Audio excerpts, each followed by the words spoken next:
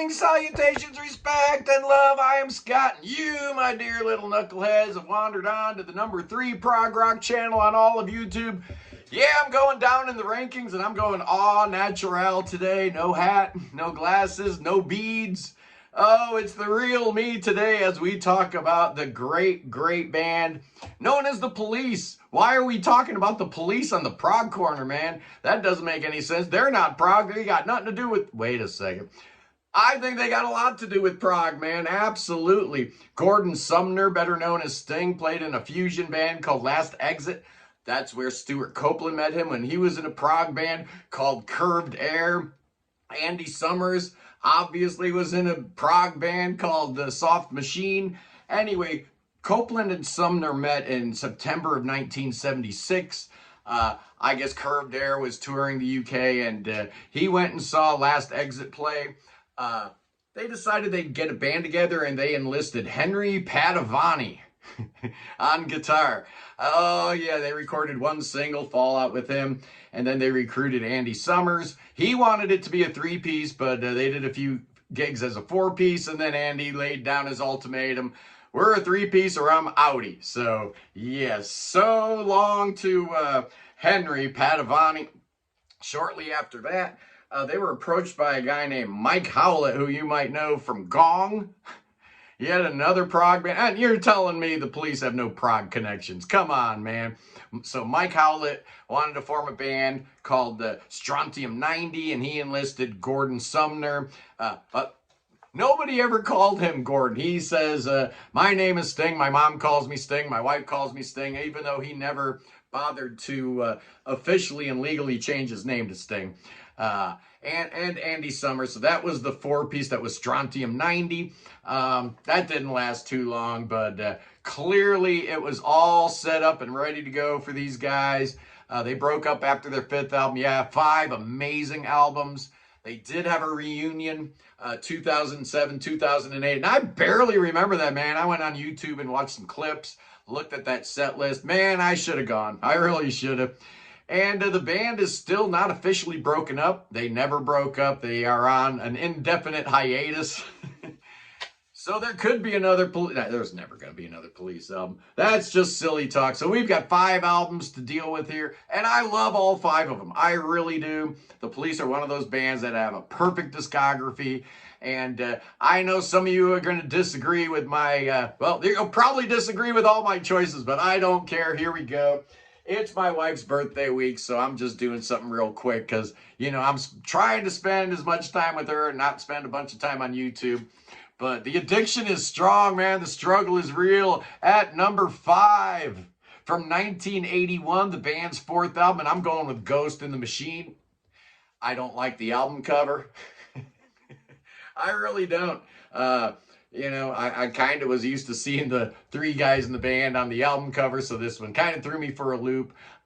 This is where they started really changing their sound. Their 3rd album really broke them, you know, with the do-do-do, da-da-da-da, made them big old stars. So here we've got a real producer, Hugh Padgham. They recorded this in Montserrat and at Lay's studio up there with the boys in Rush, because we know that Neil Peart really appreciated Stuart Copeland's drumming style. But there's some great, great tracks on here. Every little thing she does is magic. Let me get my notes, because I don't want to read off the back. I know all these songs. Invisible Sun, Spirits in the Material World, Secret Journey, Demolition Man, Too Much Information. I like the Andy Summers song, Omega Man, and Stuart Copeland ends things with Darkness. A different album, a darker album, an experimental album.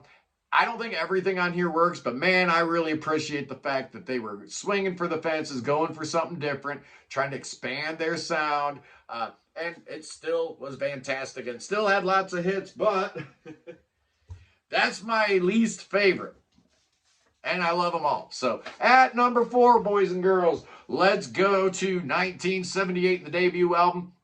This one hit number 23 in the U.S., and obviously everybody knows this album from Roxanne. It was a big old hit. They reissued it as a single, and it didn't do a whole lot. I think it ended up in the like the low 20s or something like that. But Can't Stand Losing You. The first song I ever heard by the Police is on here, So Lonely. WSHE in Miami used to play that all the time. And I was like, whoa, man, I think I found my new favorite band. Truth It's Everybody, Next to You, Born in the 50s. I don't know why I love that song. I was born in the 60s, right? So why do I relate? I don't know. I love it. And Be My Girl. What a fun song, Sally. Be My Girl. Just a terrific, terrific record. I love it. At number 3, boys and girls, it's gonna be, it's gonna be their third album. Yes, Zenyatta Mandata from 1980. This is where they really started getting noticed. Their first 2 albums did good, but this was the one that kind of got them going. And the boys in the band never were happy with the sound of this record. They always thought it was a rush job. They had a world tour booked, so I guess they finished the album like 4 hours before they had to leave to go on the world tour. They hated the sound of this thing so much they actually tried to go back in 1986 and re-record some of it. But I think they're dead wrong, man. This album hit number 5 in the U.S., produced by Nigel Gray, same guy that produced their second album. And every song on here is great, man. Don't Stand So Close to Me, Driven to Tears, When the World is Running Down, You Make the Best of What's Still Around, Canary in a Coal Mine, love it, love it. Bombs Away, great Stuart Copeland song. Da-do-do-do-da-da-da-da, my least favorite song on the album. Andy's got a great song on here, Behind My Camel. I guess they wanted to record this in the same place they recorded their first 2 albums, but you know how the tax regime in the UK was, so they decamped to the Netherlands to record this.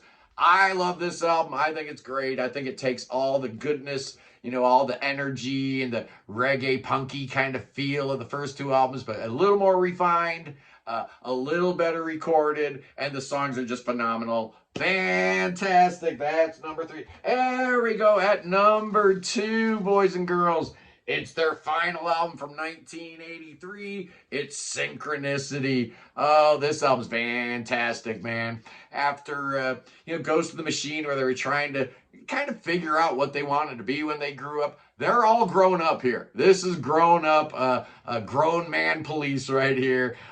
Every song is absolutely incredible. Every Breath You Take was their only number 1 song. This album was their only number 1 album. Sold 8 million copies, man. I remember in 83, it's like every single person that came in the record store pretty much ended up buying this. Wrapped Around My Finger. Andy's got that Mother song. Stuart's got Miss Gradenko. And then side 1 opens and closes with Synchronicity 1 and Synchronicity 2. This album's amazing, man. But, yes, indeed, as the kids say, there is only one number 1. And with only 5 albums to keep track of, I think you've probably figured out what's number 1. I make no bones about it. I've loved this album from the very first time I heard it. It's their second album, Regatta de Blanc, and it's perfection. I love this thing so much, man. Every single song on here is a keeper. Every single song on here is amazing. Message in a Bottle, Walking on the Moon, Bring on the Night, The Bed's Too Big Without You. Stuart Copeland steals the show with my 2 favorite songs on this album, Contact and Does Everyone Stare. So good, so good. And you've got all 3 of them writing on Death Wish and the title track, Regatta de Blanc. So this is the most democratic album. The songwriting duties are spread out the most on this. But there is one bummer. I'm still giving this sucker a perfect score. It's still a 10 out of 10 to me. There is one bummer about this record, and that is each and every song on this thing fades out. There's 11 songs on here, and all 11 fade out, and that kind of bums me out a little bit. But that, boys and girls, is your wrap-up of the great and powerful and mighty Police, one of my favorite bands of all time. And yes, boys and girls, they're plenty prog. What is going on with my hair? What is that long piece there? Look at that.